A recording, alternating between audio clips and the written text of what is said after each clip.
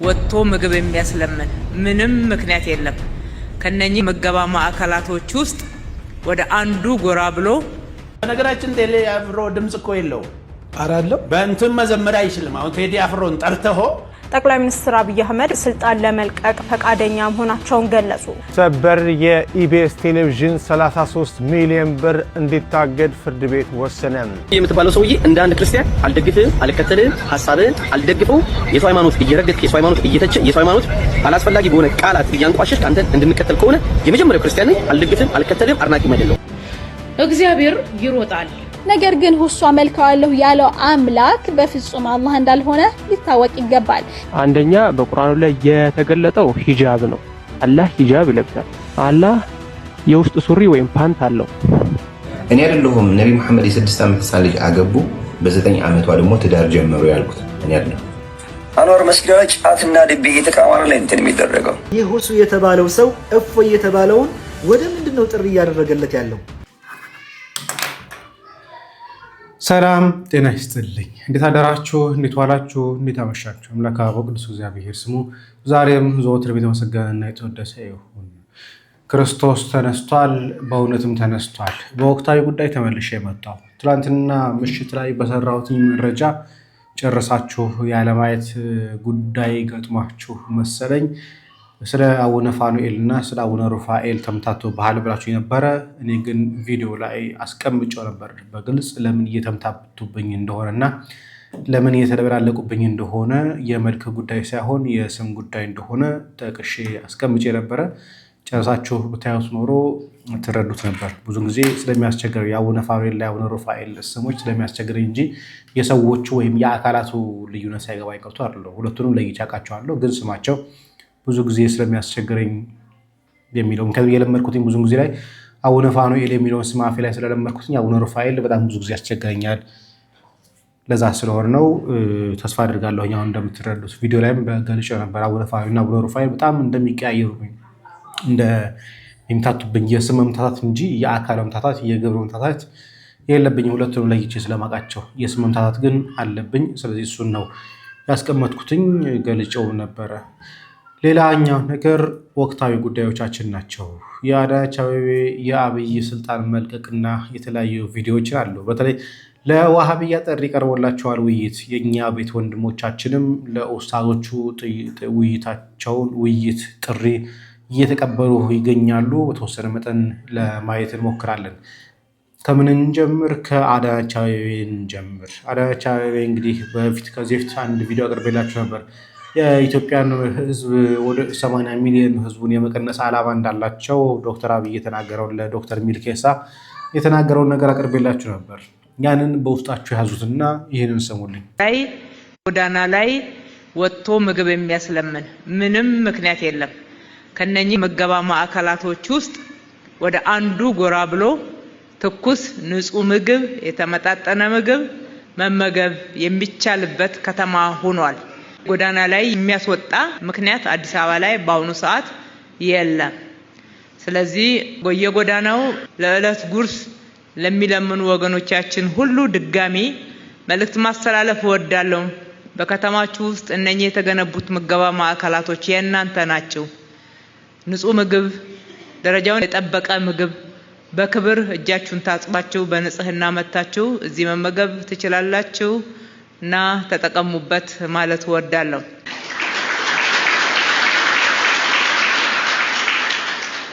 ቋሚ ገቢ ያለው ሰው ብቻ እንጂ ከዛ ውጪ ሆኖ የሚያስፈልገው ሰው ከየት እንዴት መጣ ሊለው የሚችል ማንም የለም። እንደዚህ አይነት አሰራርም የለን። ጎዳና ላይ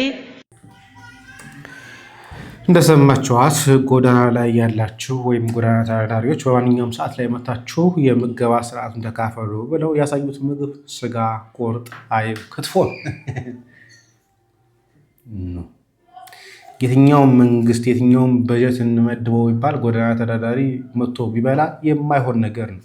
ምናልባት የዛን ቀን ካሜራ ስላሳየው እንደዚህ ያደረጉት እንጂ። ሁለተኛ ደግሞ ይሄ ጉዳይ እስከ ምርጫው እስከሚያልቅ ድረስ እንደ ቅስቀሳ ነው እየሆነ ያለው ወይስ የምር በጎዳና ላይ ያሉ ማህበረሰባት አዝነዋቸው? ይሄ መልሱት። አንድ ፈሪ ነገር ላሳያችሁ።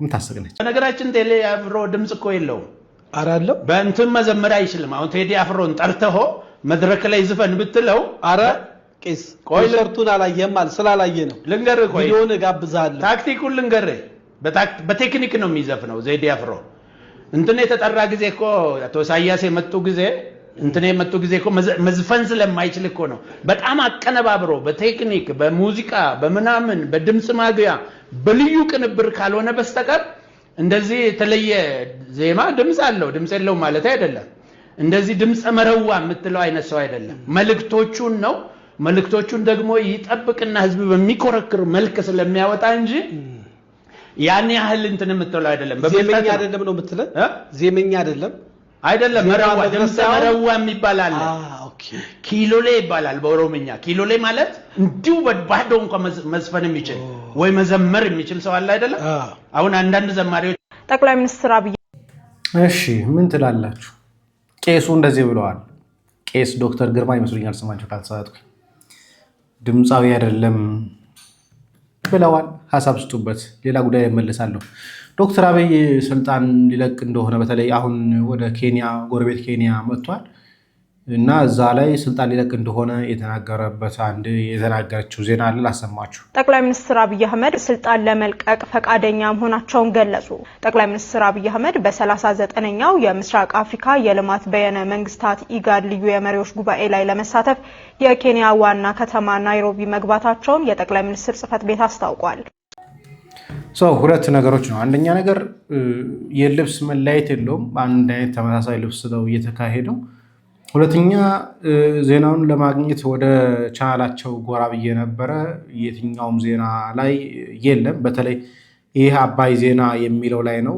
600 ሺህ ተከታይ ያለው ነው ከዛ በተጨማሪ ዜና ለአፍታ የሚል ነው ትራንትና የተለቀቀ ዜና አለ ነገር ግን በዚህ ልብስ የተለቀቀ ሳይሆን ሸረሪቶ ለብሰው ወይ ደግሞ ጠቅልለው ያሉ እህቶች ያቀረቡበት ዜና እንጂ የዚች ልጅ ዜና የለም ሜቢ ወይ ተነስቷል ዜናው በአንድም በሌላም ወይ ደግሞ የሆኑ ሰዎች ዶክተር አድርገውት ነው ወይ ደግሞ ቋርጠው አገናኝተውት ነው ሊሆን የሚችለው በደንብ ይሉኝ ጠቅላይ ሚኒስትር አብይ አህመድ ስልጣን ለመልቀቅ ፈቃደኛ መሆናቸውን ገለጹ በደንብ ስሙልኝ ጠቅላይ ሚኒስትር አብይ አህመድ ስልጣን ለመልቀቅ ፈቃደኛ መሆን የሚቆረጥ ነገር አለው አይደል ተመልከቱልኝ ጠቅላይ ሚኒስትር አብይ አህመድ ስልጣን ለመልቀቅ ፈቃደኛ መሆናቸውን ገለጹ ጠቅላይ ሚኒስትር አብይ አህመድ በ39ኛው የምስራቅ አፍሪካ የልማት በየነ መንግስታት ኢጋድ ልዩ የመሪዎች ጉባኤ ስለዚህ ቪዲዮ ዶክተር የሆነ ወይ ደግሞ የተቆራረጠ ተገጣጠመ ነገር ነው ምክንያቱም የቪዲዮ አቀማመጥ የፎቶ አቀማመጥ የክሊፕ አቀማመጥ የተለያየ ነው ማየት የምትችሉ ከሆነ ተመልከቱ ጠቅላይ ሚኒስትር አብይ አህመድ ስልጣን ለመልቀቅ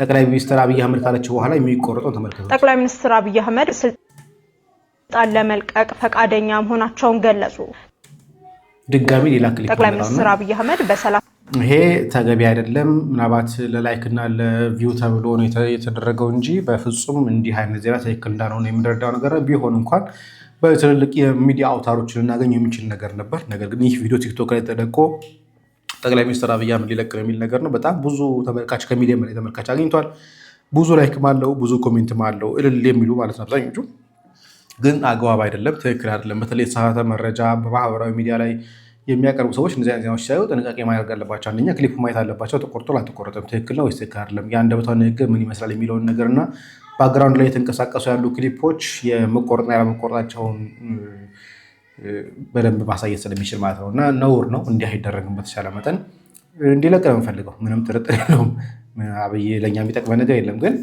ቆራርጦ ሰውን ያልሆነ ጮብ ያስረግጦ ያልሆነ ነገር እንዳይፈጠር ጥንቃቄ ማድረግ ተገቢ ነው ያስባለሁኝ የኢቢኤስ እንግዲህ ከ30 ሚሊዮን ብር በላይ ቅጣት ደርሶ ሰበር የኢቢኤስ ቴሌቪዥን 33 ሚሊዮን ብር እንዲታገድ ፍርድ ቤት ወሰነ ከበስንቱ ድራማ ጋር የተገባው ውዝግብ ቀጥሏል ዛሬ እጃችን የገባውና ከጀርባ የምትመለከቱት የፍርድ ቤት ውሳኔ ምን ይላል በአጭሩ አቀርባለሁ በከሳሽ አብሪኮም መልቲሚዲያና በተከሳሽ ሲልቨር ስፕሪንግ ኃላፊ የተወሰነ የግል ማህበር መካከል ለተነሳው ክርክር ፍርድ ቤት ውሳኔ መስጠቱን ለዛሀበሻ የደረሰው ውሳኔ ያሳያል ለሁለቱ ድርጅቶች ክስ ምክንያት የሆነው በስንቱ የተሰኘው ተከታታይ ድራማ ነው የበስንቱ ድራማ ባለቤት የሆነው አብሪኮም መልቲ ሚዲያም ለፌዴራል ፍርድ ቤት ልደታ አንደኛ ንግድና ኢንቨስትመንት ፍትሐ ብሔር ችሎት ባቀረበው አቤቱታ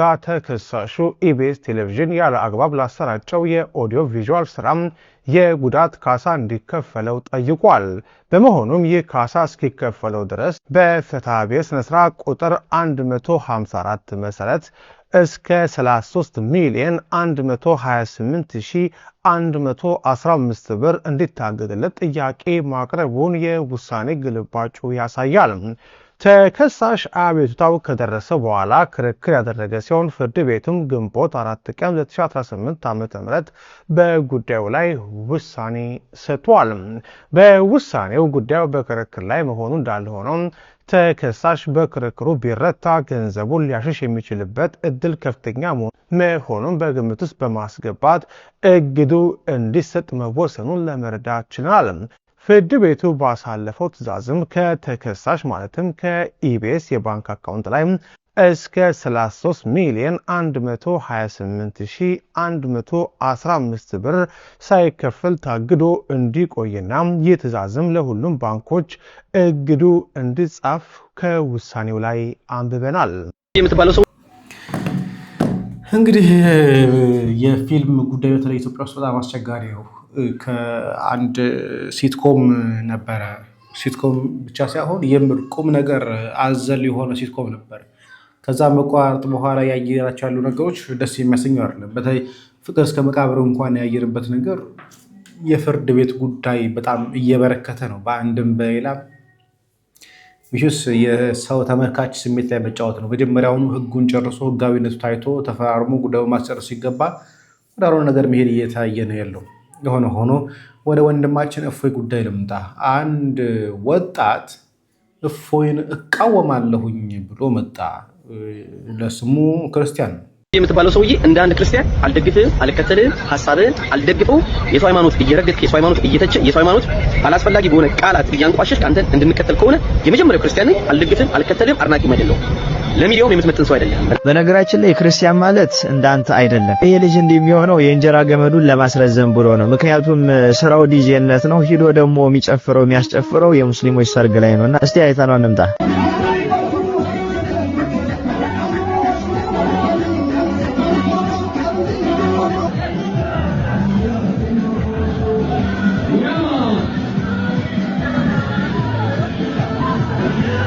እና በዚህ ልክ በነፍሱ ተወራርዶ በሀገር ውስጥ ስደተኛ ሆኖ ተደብቆ እየኖረ ለሃይማኖቱ ሲል ዋጋ እየከፈለ ያለ ልጅ ብድግ ብለህ አንተ ደገፍከው፣ ነቀፍከው፣ አየው አላየው ምን ይጎልበታል? ሁለተኛ ነገር አንተ የእንጀራን ገመድ ለማስረዘም እፎይም ብነቅፈው ሌላ ነገር ስራ ይመጣልኛል፣ እነሱ ያሰሩኛል ብለህ በዚህ ልክ ሚዲያ ላይ ወጥተህ ትንሽነትን ማሳየት አይጠበቅብህም ነበር። ብትደግፈውም ባትደግፈውም ብነቅፈውም ባትነቅፈውም እኮ የሰርግ ሰው አይቀርብህም ነበር። አንተ ግን ሆድን እየሞላ ደረትን እያቀለ የፈለግከውን እየበላ እየጠጣ እንደፈለክ እየዘፈንክ እንደፈለክ እየጨፈርክ እየኖርክ አንድ በህይወቱ ላይ ተወራርዶ ስለ ሃይማኖቱ ቆሞ ማንም የማይሰራውን ስራ እየሰራን ያለ ግለሰብ በዚህ ልክ አፍን ከፍተህ መናገር ያንተን ትንሽነት እንጂ የእሱን ትንሽነት አያሳይም።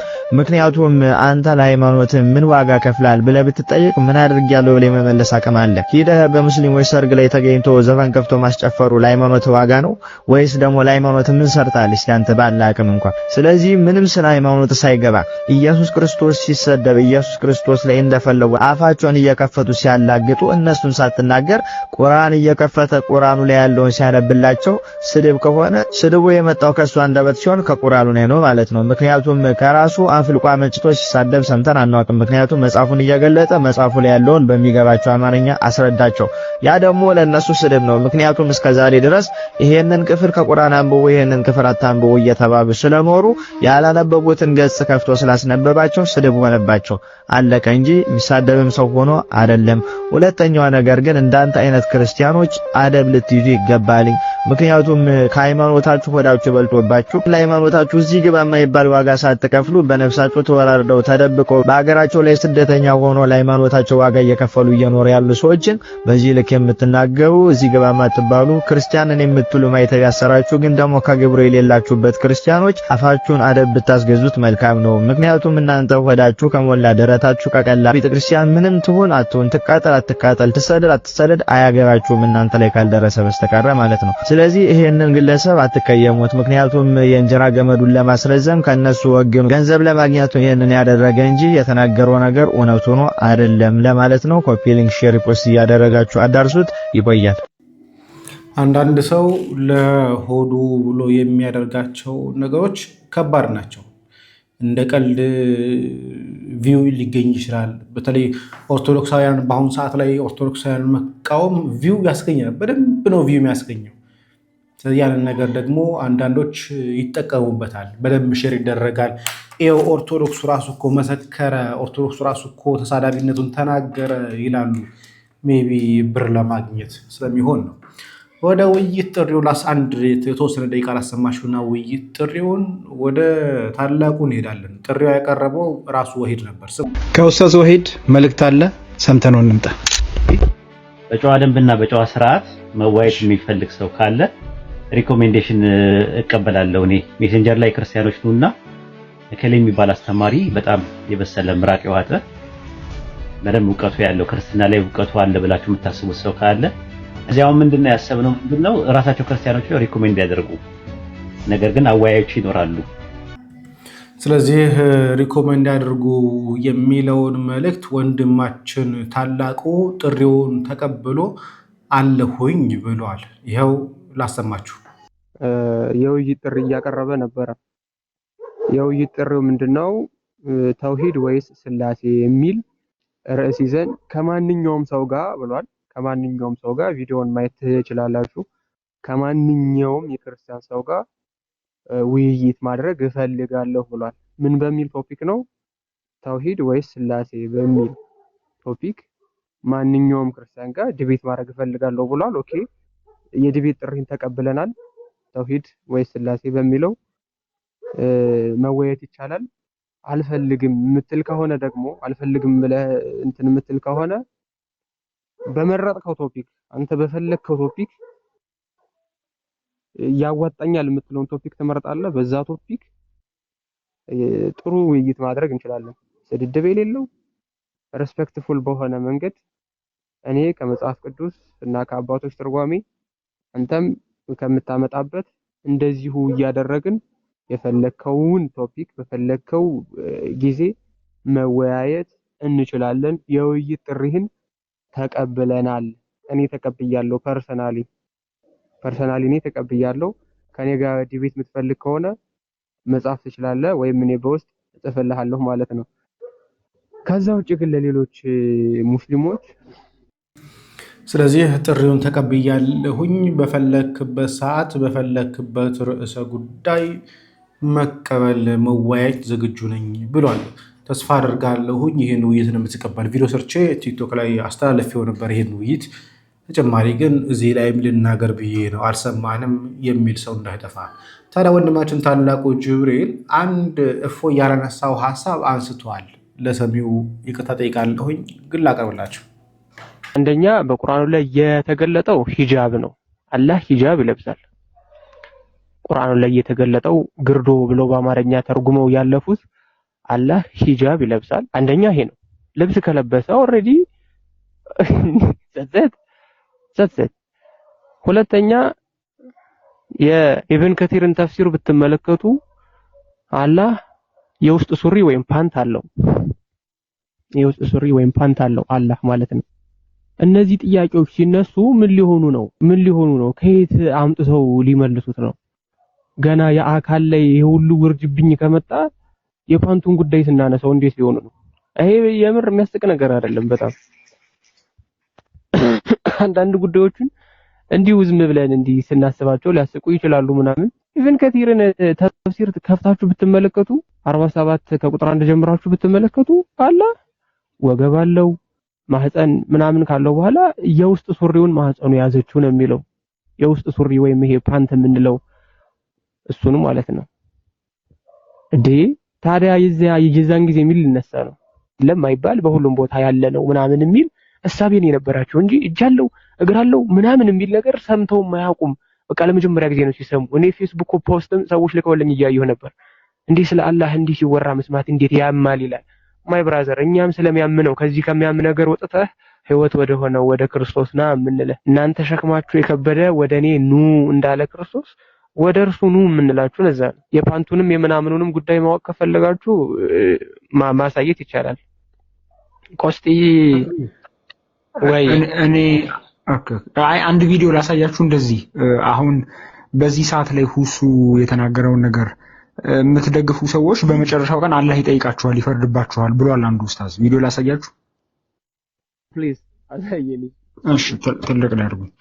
ስለዚህ ገና ተሰማል አላህ ፓንት እንዳለው ይናገራል። አላህ ሂጃብ እንደሚለብስ ይናገራል። በጣም አላህ ያልተነገረበት ስለዚህ ሚዲያ የማይመጥሩ ነገሮች ሲያደርግ ይታያል። ስለዚህ ብዙዎች ሙስሊሞች ግን ይህን ስለማያውቁ አፍረዋል ነው።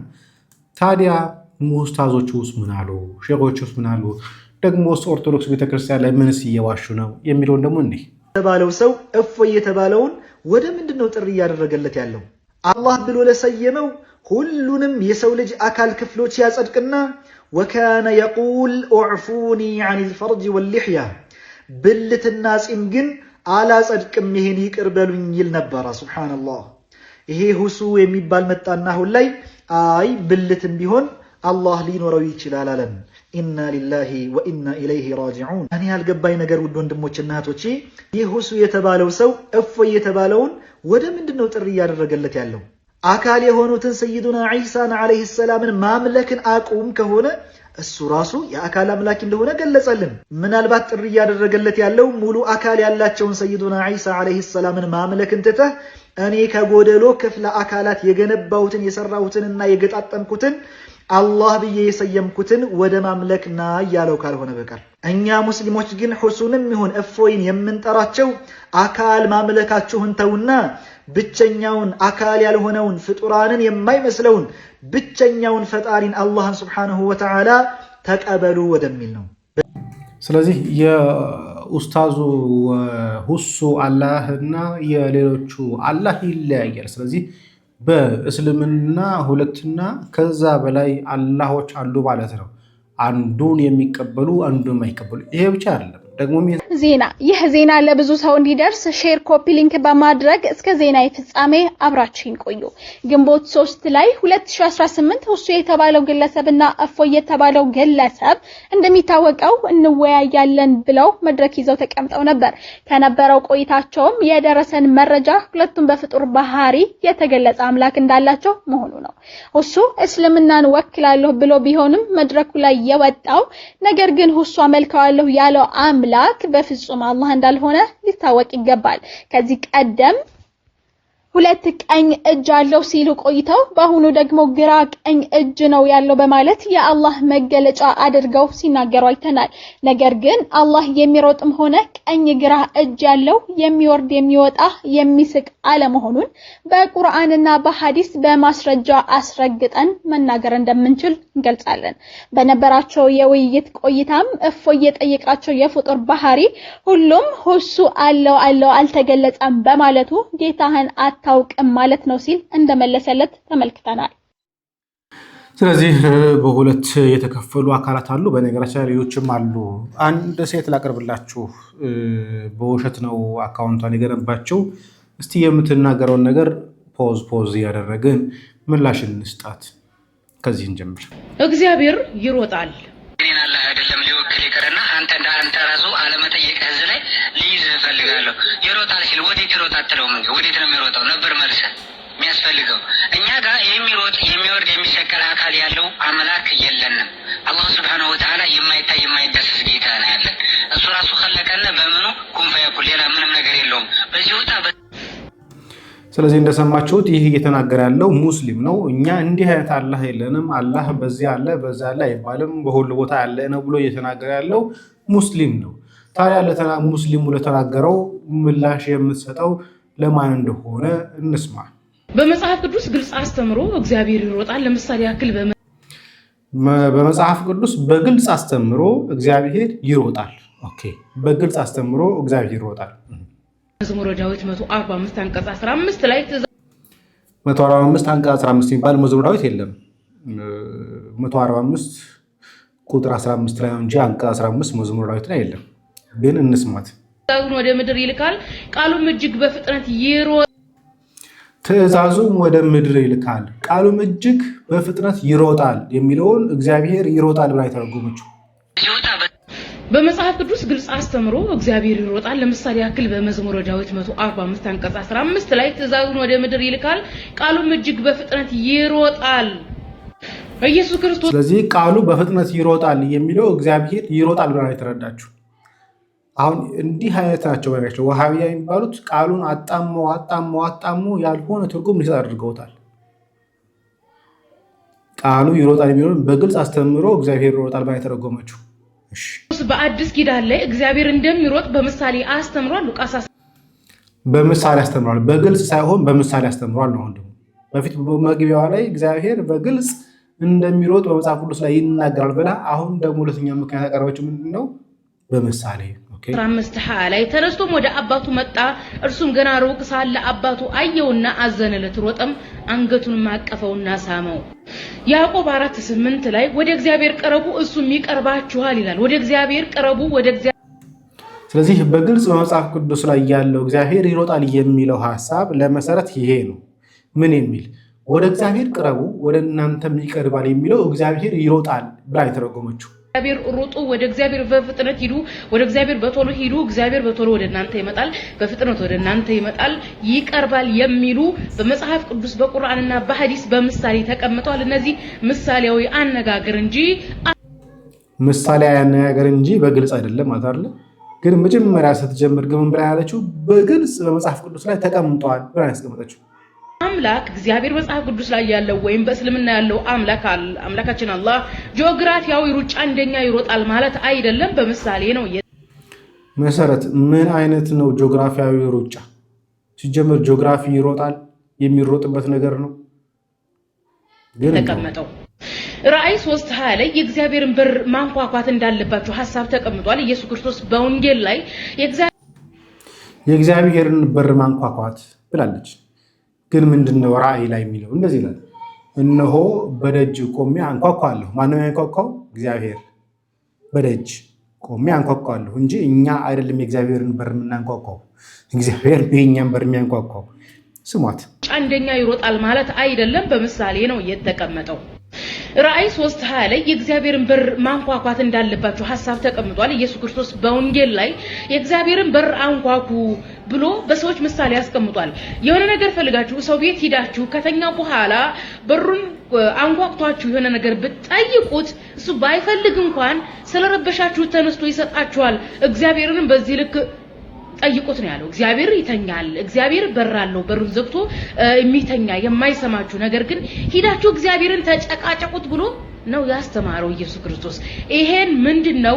ሰዎች ፈጣሪን ስለምኑ ሰዎች ወደ ፈጣሪ ንስሐና ተውባ እስቲ እናንብበው። እነሆ በደጅ ቆሜ አንኳኳለሁ፣ ማንም ድምፄን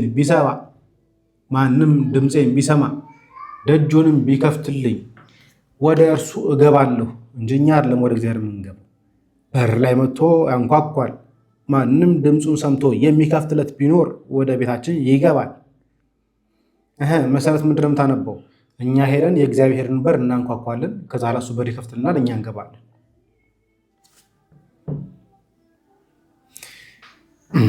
ሲያደርጉ አምላካችን አላህ Subhanahu Wa Ta'ala ወይ መጽሐፍ ቅዱስ ላይ ያለው እግዚአብሔር ለሰዎች እንዴት እንደሚመልስ ነው። የሰዎች እምነት ጋር የተያዘ ነው። የሰዎች ንስሐ ጋር፣ የሰዎች ደግነት ጋር፣ የሰዎች ጀልብ። አሁን ችግሩ ምንድነው?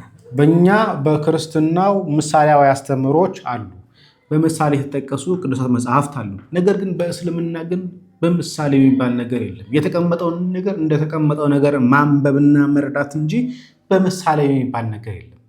መሀል ላይ ከቻልኩኝ ክሊፑን አስገባላችኋለሁ። በእስልምና ምሳሌያዊ ንግግር ወይ ደግሞ በምሳሌ የቀረበ ነገር የለም። የተናገረው ነገር በግልጽ የተቀመጠ ነገር ነው ተብሎ የተቀመጠው። ለማንኛውም ሌላኛው ድራማ ደግሞ ላሳያችሁ። ሰለሙ የሚባሉ ሰዎች አሉ አይደል? ይሄኛው ክፍል 6 ወይ ክፍል 5 ነው። ተከትለሽ ያለሽ ቀኝ እጅሽን ልክ እንደኔ ምን የመሰከረለት ቃል አብረሽኝ ያለሽ አብረሽኝ በይ። አሽሃዱ አላ ኢላሃ ኢላላህ ወአሽሃዱ وأشهد أن ዩም የምትባለው ሰው እንዴት ትላለች? እራት አስፎግሩ ሙስሊም ናት እያለች ያለችው። እራት አስፎግሩ ሙስሊም ናት ግን እየሰለመች ነው። محمدا رسول الله وأن عيسى ابن مريم በነገራችን ላይ ሻሃዳ ላይ እንደዚህ አይነት የሚባል የለም፣ ግን ሆን ብሎ ቢዝነስ ለመስራት ስለሆነ እንጂ ስለ ዒሳ የሚናገር የለም። ስለ አላህና ስለ መሐመድ ብቻ ነው የሚያነሳው ሻሃዳ ላይ። ግን እነሱ ግን ሆን ብሎ ድራማ ስለሚሰሩ ግን ይቀጥላሉ እንደዚህ። አብዱላሂ ወረሱሉሁ ወናሩ ሐቅ። እሺ በቃሻል፣ ችግር በአማርኛ ልትርጉምልሽ። እኔ አሁን ያልኩሽን አላሁ አክበር ሊቀጥል ነበረ ግን እሺ በቃሻል ተባለች እና ቆማት። እሺ አልሐምዱሊላህ ሙስሊም ነሽና ትርጉሙን ልንገርሽ። አሁን ምን እንደተናገርሽ በእስልምና ስትገቢ ምን እንዳልሽ በትርጉሙ እኔ ልበልሽ። ከአንድ አላህ በስተቀር በእውነት የሚመለክ አምላክ እንደሌለ አምላክ እንደሌለ በልቤ አምኜ በቃሌ መሰከርኩ። ነብዩ መሐመድን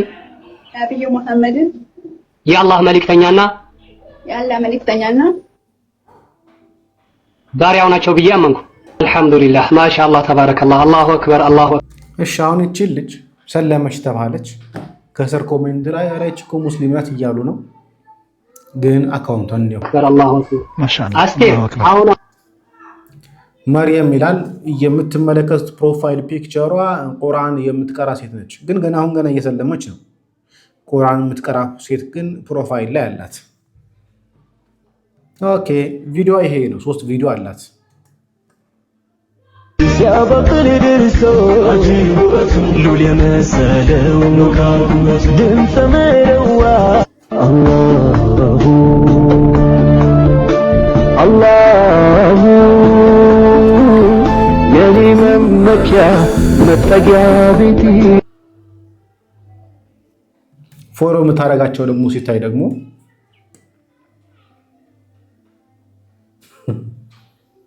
እንዳለ ሙስሊም ናቸው።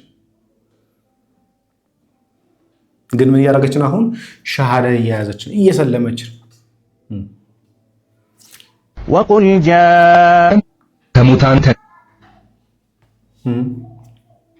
ፎሎ የምታደርጋቸው እነኚህ ነው። የእናት ቀን የወላጅ ቀን ተብሎ እናት አባት በአመት ይችን ሪፖስት ያደረገችው እሷ ነች። አንድ ቀን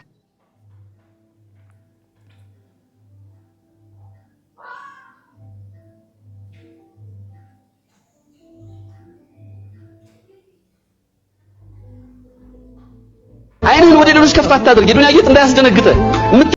መርያም ነች እዚህ ጋር ታይቷል። መርያም ነች ሪፖስት ያደረገችው መቼ 2025 ላይ። ይሄ ጊዜ ብልጭልጭ ነገርና የምታዩ ጩኸት አንተን እንዳይጎትት ነው ያላቸው። አዋያጅ ማን ናቸው? አብረን የምታሳልፋቸው ሰዎች የምታሳልፋቸው ሰዎች ጥሩ ትዳር አላህ ይለግሰው። ለእህቶቻችን ሶሊ ባል አላህ ይለግሳቸው። ደሃ ማለት ገንዘብ የሌለው ሳይሆን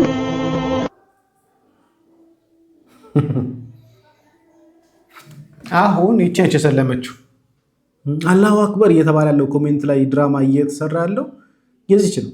እንደምታዩት እንዳለ የእስልምና ኮንቴንትን ፖስት የምታደርግ የራሷም የምትደንስበት ደግሞ ሪፖስት የምታደርጋቸው ቪዲዮዎች የሚሆኑ ፎሎ የምታደርጋቸው ሀሳቦች እንዳለ እስልምና ነው። ግን ወይ ደግሞ ከእስልምና ወደ እስልምና ሻሃዳ እያሳዛቸው ከሆነ ግን አይደል ነው። እስቲ አንዱ አቃቤ እስላም እንደዚህ ይላል። አንዋር መስጊድ ላይ ጫትና ድቤ እየተቃማረ ላይ እንትን የሚደረገው አንዋር መስጊድ የሚባለው ግራንድ ሞስክ ግራንድ ኢትዮጵያን ሞስክ ተብሎ በዓለም የሚታወቀው መስጊድ ውስጥ የአላህ ስብሐነሁ ወተዓላ ለአላህ ስብሐነሁ ወተዓላ ስጁድ የሚደረግበት ቦታ ላይ ጫት አይደል የሚቃመው። ስለዚህ መጀመሪያ ከጫት ሱስ የመጀመሪያው ጉዳይ ሙስሊሙን ማህበረሰብ ከጫት ሱስ ማላቀቅ ነው የመጀመሪያው ስራ። እንሶፍ ጫት in the Muslim community in Ethiopia ላሳያችሁ።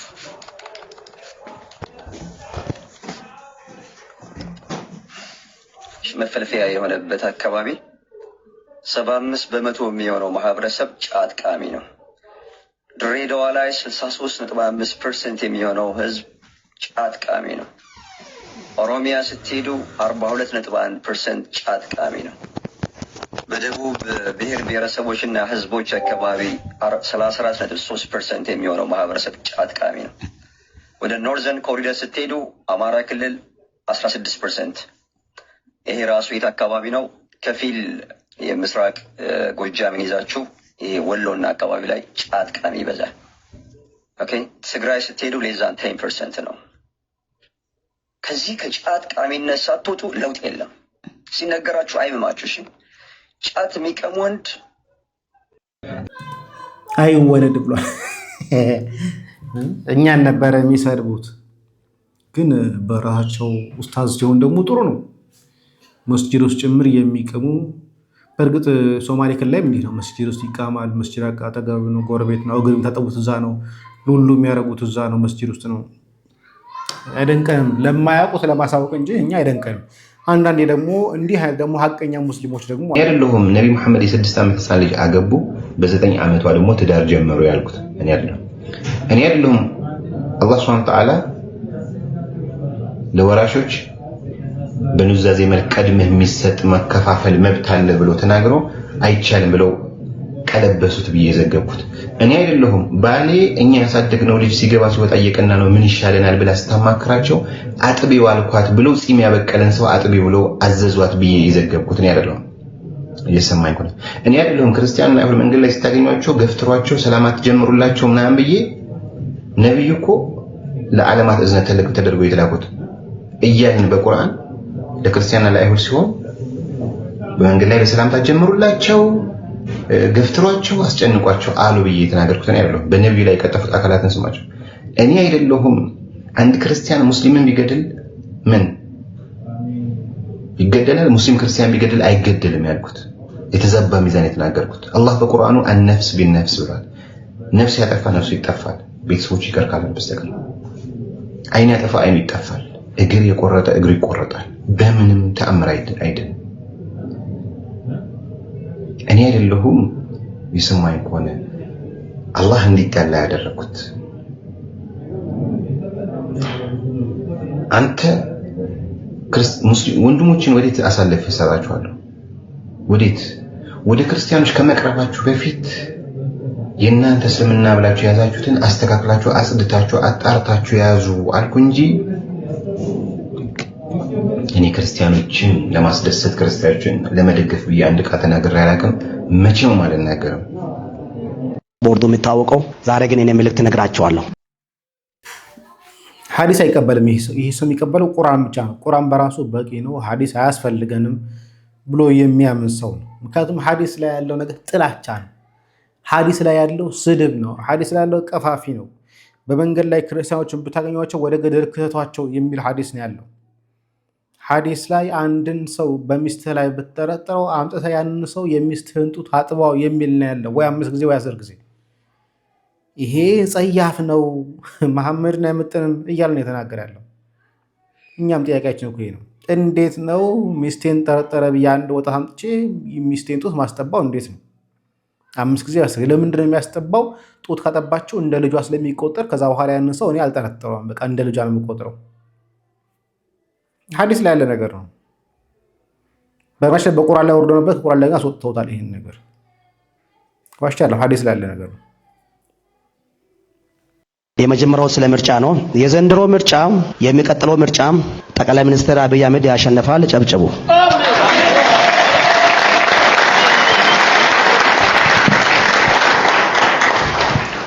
ቆንጆ ነው። የዘንድሮ ምርጫም የሚቀጥለው ምርጫም ራሱ ጠቅላይ ሚኒስትር በብልጽግና ፓርቲ ያሸነፈ። ዋው! ጆይ ጭሮ ግን እለት እለት የነብይነት ጸጋው በጣም እየጨመረና እያደገ እየመጣ እንዳለ እየተስተዋለ ነው። የሚገርም ትንቢት፣ ምን አይነት ያልተጠበቀ፣ ምን አይነት ወቅቱን የጠበቀ፣ ምን አይነት የሚገርም ትንቢት ነው እያስተላለፍክ ያለው እንድንል ነው እንደምትጠብቀው። አሁን እኔ የሆነ ጥቁር ያለ ደመና መጥቶ ጠብ ጠብ ማለት ሲጀምር እመኑኝ ዝናብ ይዘንባል ብላችሁ አስቁብኝም፣ እንደሞኝ አታዩኝም፣ እንደብድ አታዩኝም። እሱን ተውት። ለምሳሌ ሮብ ላይ ቁጭ ብለን እመኑኝ ነገ ሐሙስ ነው ብላችሁ ምንድነው የሚሰማችሁ? እንደ ሰው ነው የምታዩኝ? እንደ ብዳት ታዩኝ? ሮብ ላይ ቆሞ ነገ ሐሙስ ነው እንደማለት ነው። ያን ያህል ጸጋ የሚጠይቅ ያን ያህል መንፈሳዊ መረዳት የሚጠይቅ ያን ያህል ሪስክ ወስደ የምትናገረው ትንቢት አይደለም። ሮብ ላይ ቆሞ ነገ ሐሙስ ነው እንደማለት ነው። ምክንያቱም ያለውን ነባራዊ ሁኔታ ስታየው ያለውን ፖለቲካል እንቅስቃሴ ስታየው ሴንተሩ ላይ ያለውን እንቅስቃሴ ብዙም አላወቅኩትም፣ ግን ወደ ታችኛው መዋቅር ወደ ክልሎች ወረድ ብላችሁ ብታዩ እየቀሰቀሰም ያለው እየተንቀሳቀሰ ያለው ተፍ እያለ ያለው ፓርቲ ብልጽግና ብቻ ነው። ሌሎች ፓርቲዎች እስካሁን ምልክታቸውን እንኳን በሚወዳደሩበት የምርጫ ክልሎች መለጠፍ አልጀመሩም። ምንም አይነት እንቅስቃሴ እያደረጉ አይደሉም። እና የፕሮቴስታንት ነቢያት እየተነሱ አብይ ያሸንፋል እያሉ የድራማ ዲስኳቸውን እየሰሩ ነው። ያው መንግስት የሚፈልገው እንዲህ አይነት ነገሮችን ነው። ምክንያቱም ቅስቀሳ እንዲደረግለት ይፈልጋል። በተለይ ደግሞ በነቢያቱና በእነሱ ነቢያትና ሐዋርያት በሚባሉት አካላት የዋሃን ፕሮቴስታንቶችን መጠቀሚያ ማድረግ ስለሚፈልግ የሚጠቀምባቸው የሚጫወትባቸው በእንዲህ አይነት ተነበይኩኝ፣ ታየኝ፣ ተገለጸልኝ በሚሉ ድራማዎች ስለሆነ ብዙውን ጊዜ አይገርመንም። ግን የዋሃኑ ግን ይህን ታለው ግን ጌታ ተናገረ እውነት ነው እያሉ ግን ገዳዩን፣ አጫጁን፣ አጥፊውን መንግስት ግን ሲመርጡ እናያለን። ያሳዝናል። ለማንኛውም እዚህ ያላብቃ። ሰላም እግዚአብሔር ከኔም ከእናንተ ጋር ይሁን። ቸር ቆዩ።